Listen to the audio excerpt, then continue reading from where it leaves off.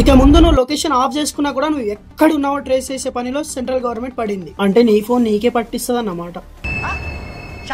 Central government ఏం చేసిందంటే ఒక కొత్త రూల్ తీసుకొచ్చింది. ఇకపై అన్ని మొబైల్స్ లో AGPS అంటే అసిస్టెడ్ GPS అనేది ఖచ్చితంగా ఉండాలని అన్ని మొబైల్ కంపెనీస్ కి చెప్పి. అసలు ఈ AGPS ఏంటంటే అసిస్టెడ్ GPS ఏం చేస్తుందంటే అత్యంత వేగంగా, అంటే ప్రెసెంట్ GPS ఉంది కదా దానికంటే వేగంగా కూడా నీ లొకేషన్ ని ట్రేస్ చేస్తుంది. ఈ అసిస్టెడ్ GPS ఎలా వర్క్ చేస్తుందంటే సెల్ టవర్స్ ద్వారా ముందుగానే ఆ డేటాని సాటిలైట్స్ ద్వారా డేటాని తీసుకొని లొకేషన్ ని స్టోర్ చేసుకొని పెట్టుకుంటది. వీక్ టైమ్స్ లో కూడా లొకేషన్ ని చాలా తొందరగా ఇది క్యాప్చర్ చేస్తుంది. హై స్పీడ్ లొకేషన్ అనేది ఇది ఇస్తుంది. నువ్వు ఎక్కడున్నా నీ లొకేషన్ ని ట్రేస్ చేస్తుంది.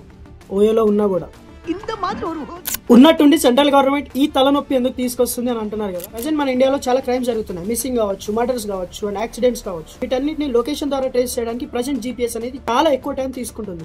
గవర్నమెంట్ ఏం ఆలోచిస్తుంది అంటే ఈ AGPS తోని తొందరగా లొకేషన్ ని ట్రేస్ చేసి నిందితులు తొందరగా పట్టుకోవచ్చు అని ఇది ఆలోచిస్తుంది. టూల్స్ కి యాపిల్, సామ్సంగ్ అండ్ గూగుల్ మేము పాటించమని చెప్తున్నాయి. AGPS ని అందరూ ఎందుకు వద్దని చెప్తున్నారు తెలుసా? దీనిలో జడ్జి ఉంటారు, జర్నలిస్ట్ ఉంటారు, పెద్ద పెద్ద నాయకులు ఉంటారు. అన్నిటికంటే ఇంపార్టెంట్ మన దేశాన్ని కాపాడే సైనికులు కూడా ఉంటారు.